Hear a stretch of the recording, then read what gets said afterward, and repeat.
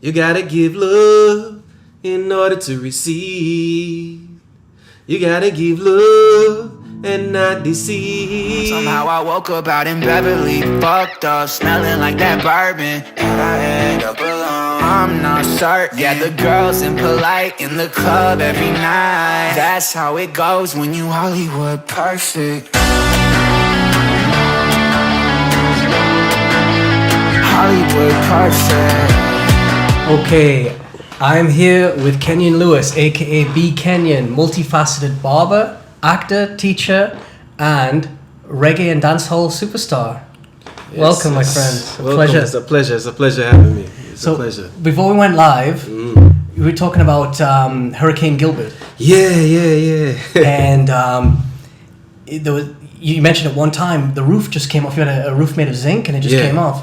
Yeah, when I was a kid, I was probably about 8-9 years old at that time in Jamaica, and that was my first experience of a hurricane or that magnitude. And man, I just remember waking up and the zinc was gone. It was open, and I was like, "What happened?" You know what I'm saying? This hurricane. I'm always falling asleep in the hurricane, and I ended up going through another one later on, many years in Florida. Andrew. And man, he saw some big old trees when it came through. But I guess God got a reason or plan for me. You know, I'm always falling asleep in the hurricane. So was it your faith that got you through that? Or what was the feeling when when your roof just came off? It must have been like, you must have been terrified. Well, I guess a terrifying situation, but when you're asleep, you don't know what's going on. So I'm in the midst of another universe in a sense, or being protected by something, you know, that we can't physically see, but the presence is there. So I figured that's what happened to me when, you know what I'm saying, I fell asleep. So I met you at the Altitude game. Yeah, what a great game. It was amazing. Man. A lot of people after that game were commenting and saying, what a great atmosphere. Not just what a great game, but wasn't the atmosphere like a professional atmosphere? That's got to be testament to you and your performances. Well, very honoring. Thank you. But you know, I'm just doing what I enjoy doing, and just showcasing love, and just adding my flair and my piece to it. I come forth with love. I don't come forth with anything else. If you would measure wealth or any other success with it, it would have to be that, and that's all I have. And when you have great friends, you know what I mean, such as Fali, and you know, you see the work that they're doing and trying to create something new. It's helpful for you to just go ahead and just be you. You know, there's no restriction or there's no judgment. You know what I mean? You just freely, and that's what it was. And it's a family-oriented kind of vibration. So how did that collaboration come about? Well, Fali and I, for many years, you know, he's a member of mine at Ice Cold Cut Barbershop, and where I do my daily work. You know, and we have conversation, and he told me he's coming up. He's putting together a league or a team, Altitude FC. I was like, all right, man, cool, man. When you put that together, guess what, man? I want to do a halftime show.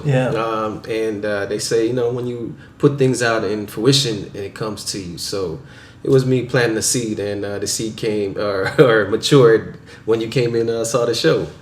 So you're a busy guy. You got a barbershop going. You're doing live performances. You got a new single coming out called "Sippin'." Sippin', yeah. That's a fire summer track, man. Y'all gotta check it out. Sippin'. You want to party? Let's get, you know. Very dancehall vibes. Yes, I love it. I was yes. listening to it earlier. What's your favorite genre to perform? I would say my favorite genre to perform is reggae music. Reggae music has I meant within kind of like the reggae music, like subgenre. Oh, the subgenre. Yeah. Well, you know, like roots, dancehall. Roots. Well, when I say reggae music, I'm referring more to the roots and the elements of it. You know, if I'm saying dancehall, then it's more that up tempo, high beat.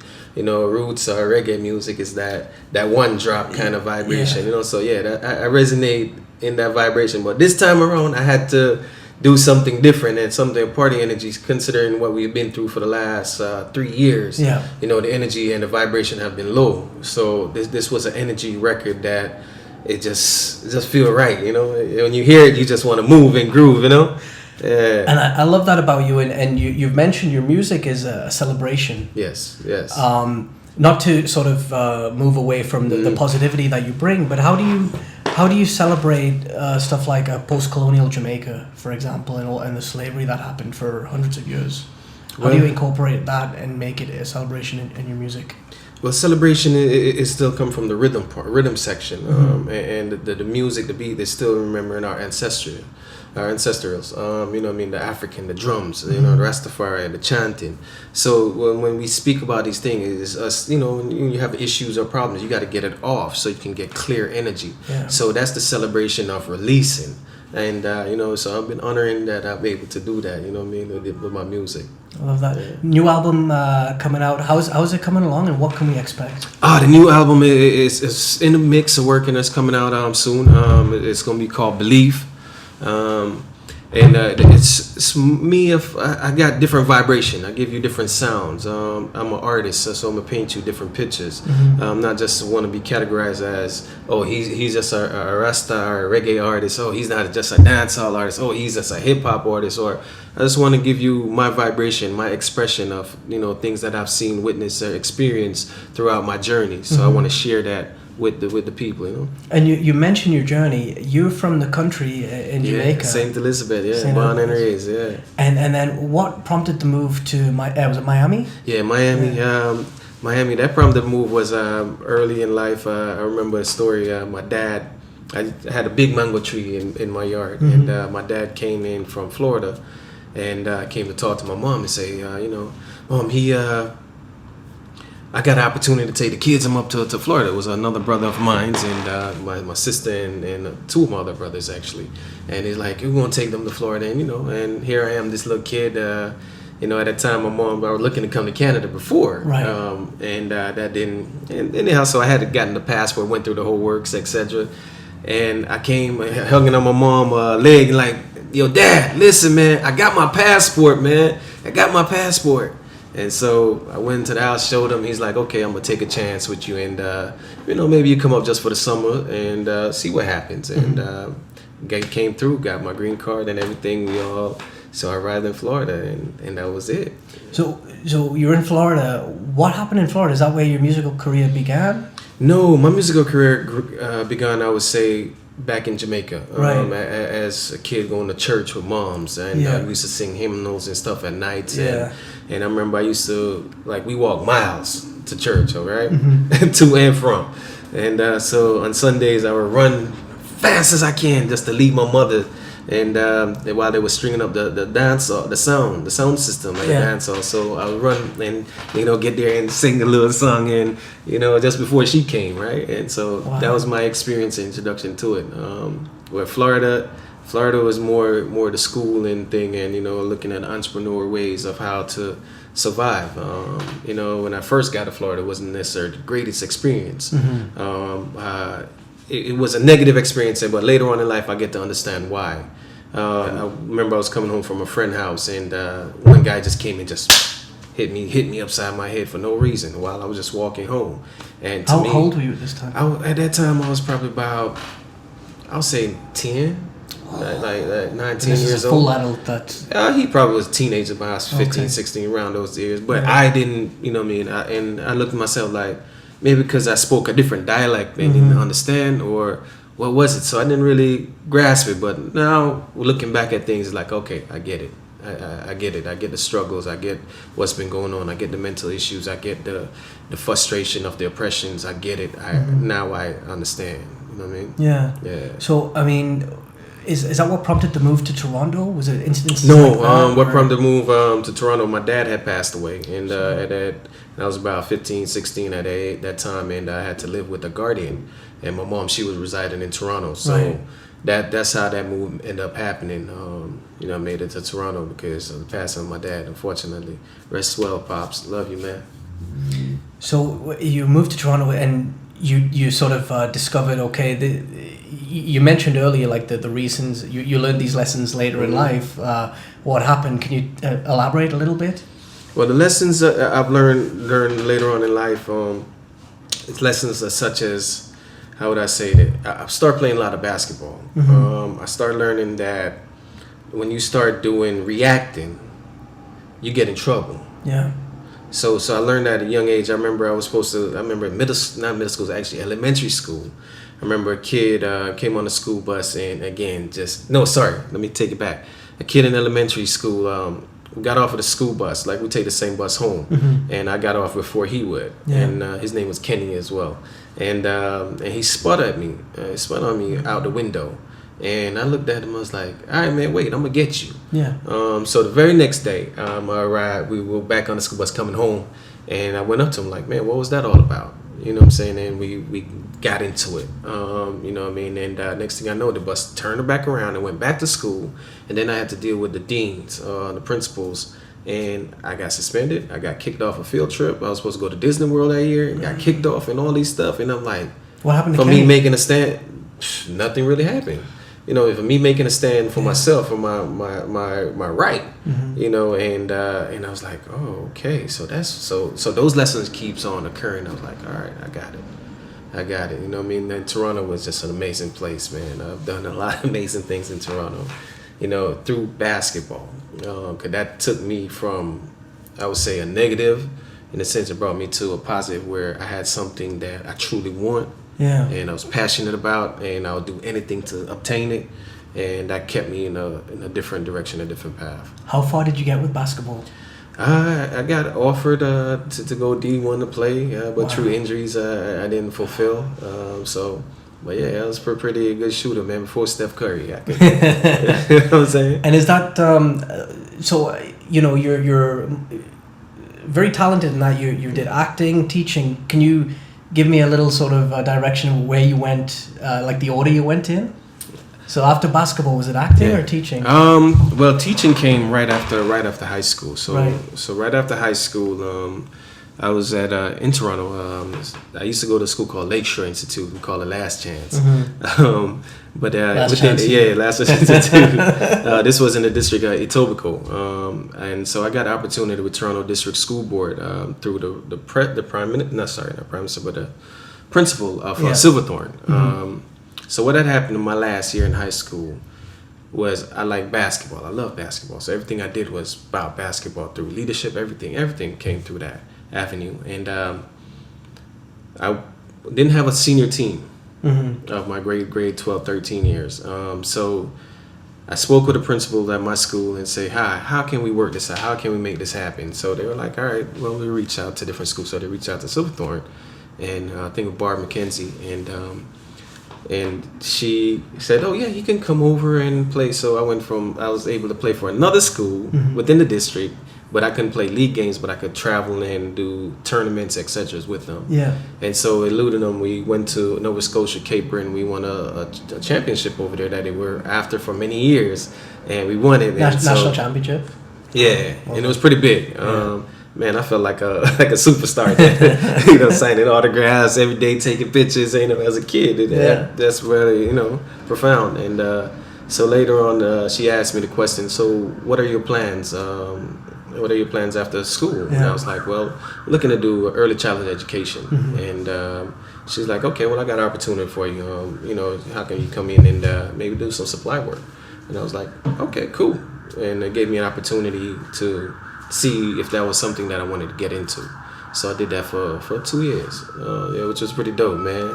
The reason why I'm so fascinated with your journey is because I feel like we have similar journeys. Okay. I did I taught in a daycare as well, the ECE route. I went to acting school as well. I've coached football, soccer for about a decade. So as soon as I researched that about you, I was like, wow, this guy, we went on sort of similar paths. Man, and it's a beautiful path, man. Because I've done some things that I don't think anyone else have. At the age of 18, the teachers were my peers. That's kind of confusing at times, but they were my peers. I used to play different sports with them, whether it was ultimate basketball outside of school.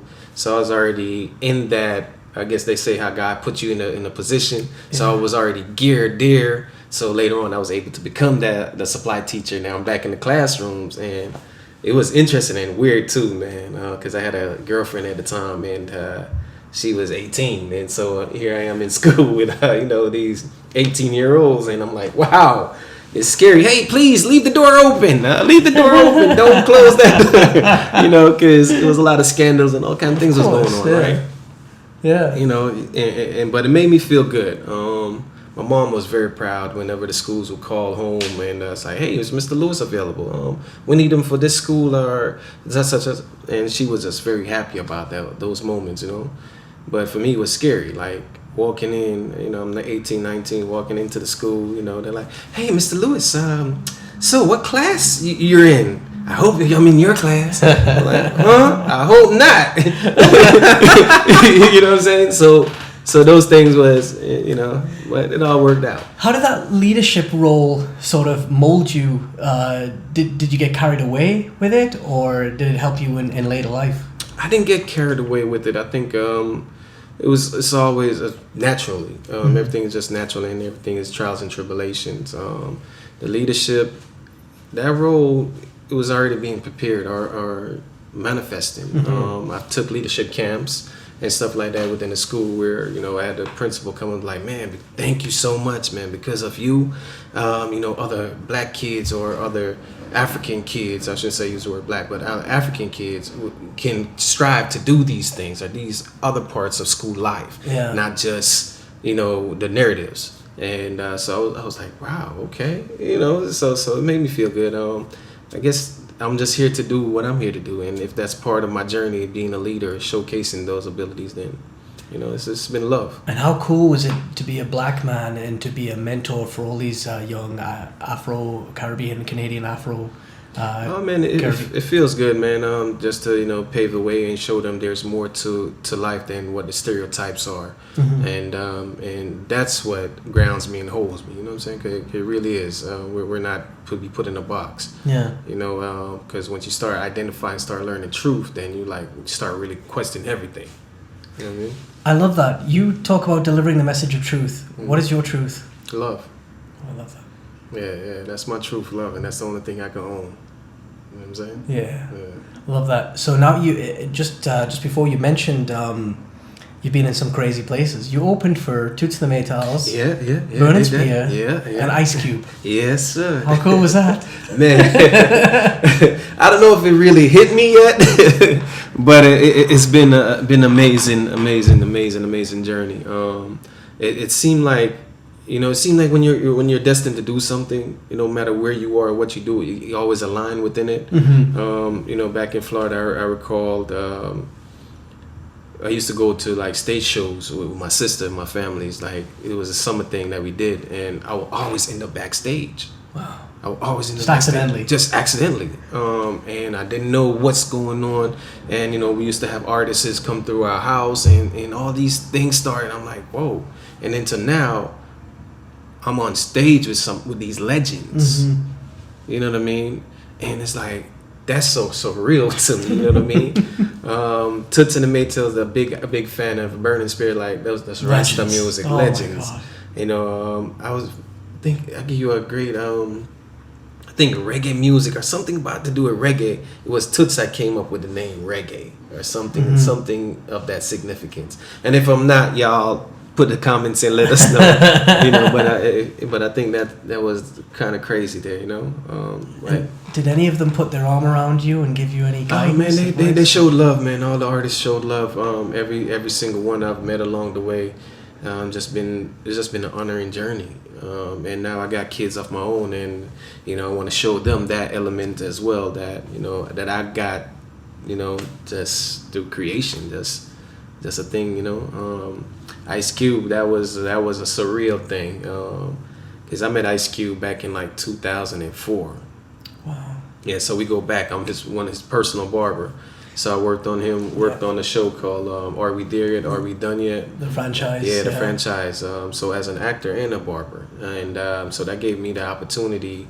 He called me up, man, listen, I'm doing a Canadian tour with Snoop Dogg. What's up? What do you want to do? I want you with me. I was like, okay. I just started the music game. And I'm like, man, you know what? It's a great opportunity for me to go learn what it is, be in that arena to see it and see how it manifests and how it comes together. And you know, and his camp, you know, the Lynch Mob gave me that opportunity, man, to do so.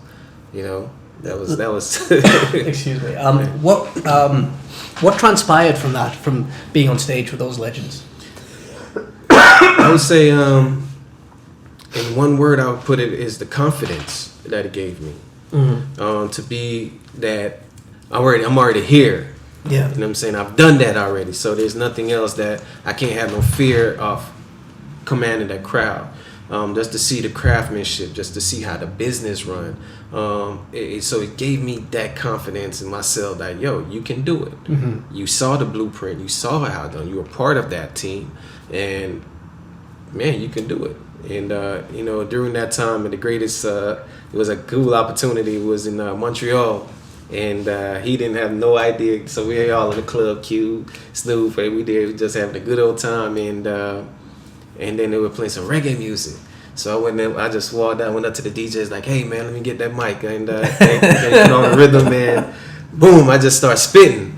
And so my guy, Rodney L., he heard what was going on.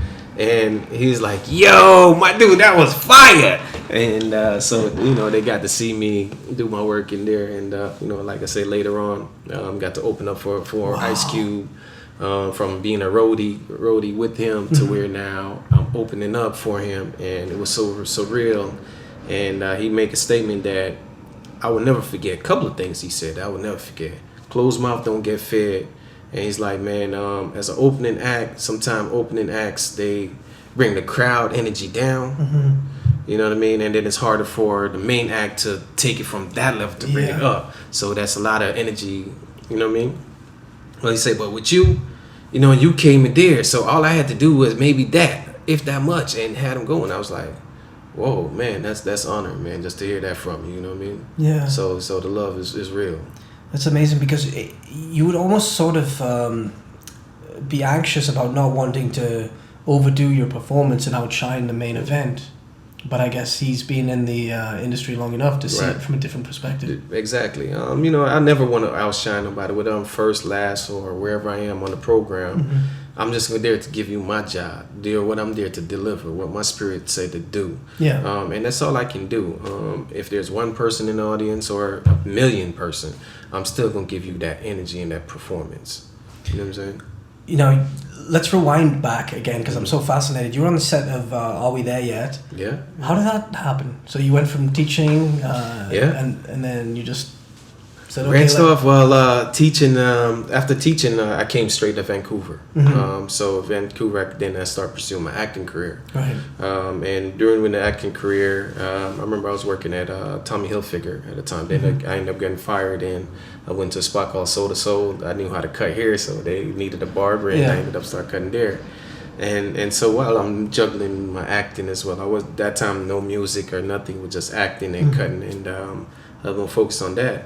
And how Ice Cube came to be was I worked on a movie, I, Robot, with Will Smith. Yeah. So I was one of the principal actors on that, and his barber, Pierce Austin, and we started communicating, started talking, and at the same time I was cutting his personal trainer, Will's personal trainer. So I was cutting him. And so he saw my work, and in the industry, one person reached out to the next, and Mama Debbie reached out to Pierce and like, hey, is there a barber in Vancouver? And right away he suggested my name, and he's like, man, okay, here you go. Wow. You know what I mean? And so I guess gave me the opportunity of the love and just networking, connecting with people, and just sharing that joy, man. And I got to work with Q.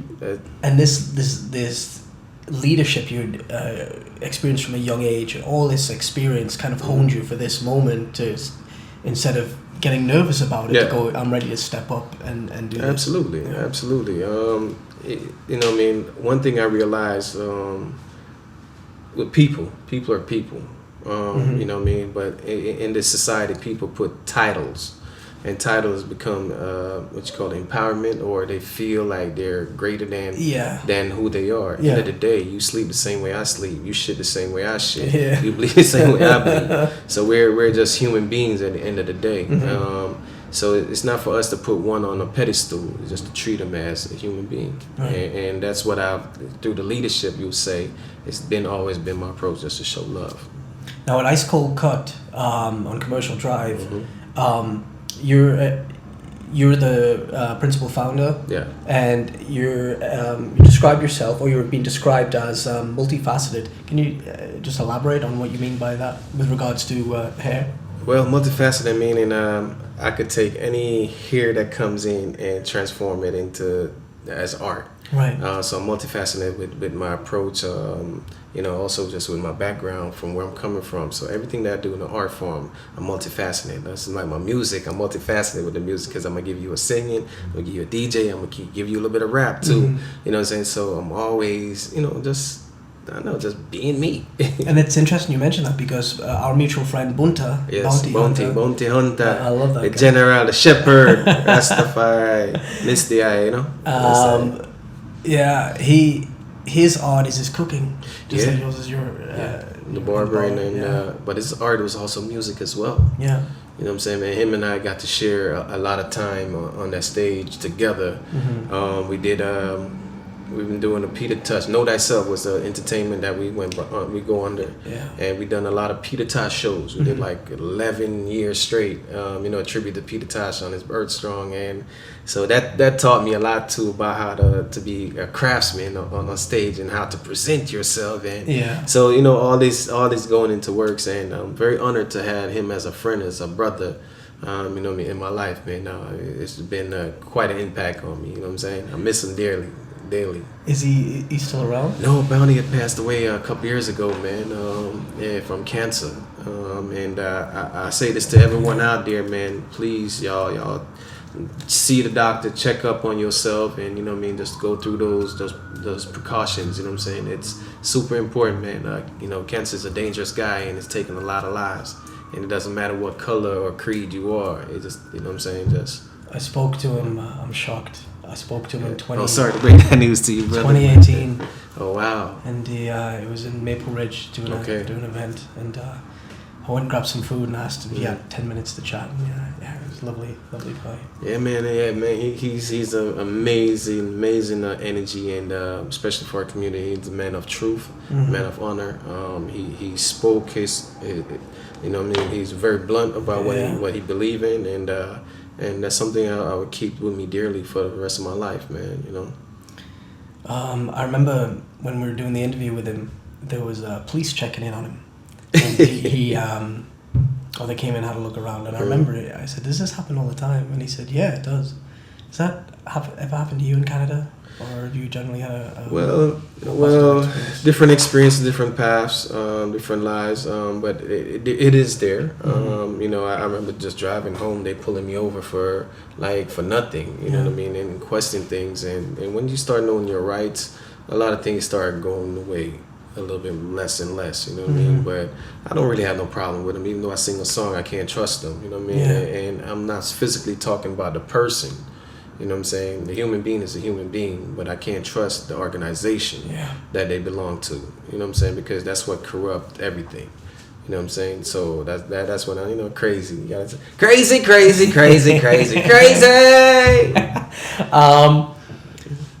It's funny that you mentioned that because one of my favorite songs by Peter Tosh, Down Presser Man. Oh, big tune. Down Presser Man. Who you gonna run to? Down Presser Man. Who you gonna hide? Let's go on in the intro. we could do the whole song now then.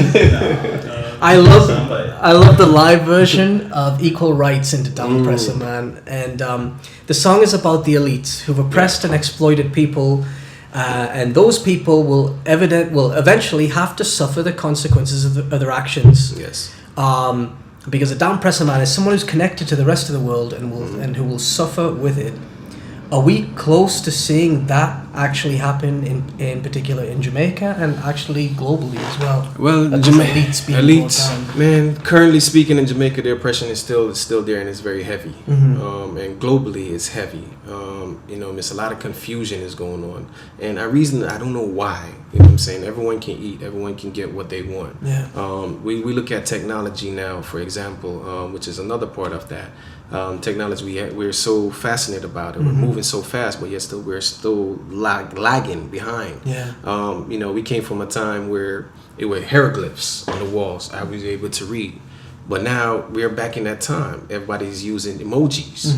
No one is communicating anymore. That's the language now. The language. Yeah. You know what I mean? We used to write now we just text. So we're losing a lot of benefits along the way. We're getting lost and we're being tricked by the illusion. And unfortunately, that's where we are. You know what I'm saying? But the oppression is real. In America, you see it heavily.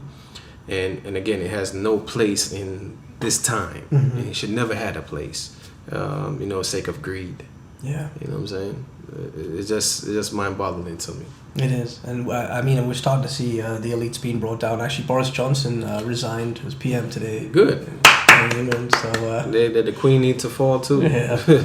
You know what I mean? All these rules don't make any sense. Like, hey, none make no sense. My friend, just finally, you obviously multifaceted barber. That's your day to day. You got a young family as well. You're doing live performances. Got a new album. Yeah. Sort of talk us through what your short term and long term goals are, or vision for yourself, I should say. The vision for myself, short term and long term, is one and two together. You know what I mean? It's to tour the world and to share my joy, share my energy, share my love and my passion. Just to see it and just have fun with it, experience it, and enjoy the journey. So those are my goals, and and obviously have my family with me to see what's going on, and so they can experience it, enjoy it, and cultivate, their journey from my journey. You know what I mean? Yeah, that's love, man. Love lead the way. My man, thank you so much for brother. taking the time. I know you're obviously busy, as you just mentioned, Yeah, just to come and chat with us today, and I wish you the best of success. Oh, man, I'm going to come you, check you. your barbershop out. I Please get a haircut do. every week, so Please do come see me. 2709 Commercial Drive, Ice Cold Cut. And remember one thing: you gotta give love in order to receive. You gotta give love and not deceive. You gotta give love in order to receive love. Woo-woo-woo. Yeah. Thank you so much. That's that. I love that. I was hoping you would do that. I didn't even need to prompt you. Just did it, my brother. Thank you so much. Reality. Rastafari. Rastafari. Ellie, solution. These Hollywood hoes never notice.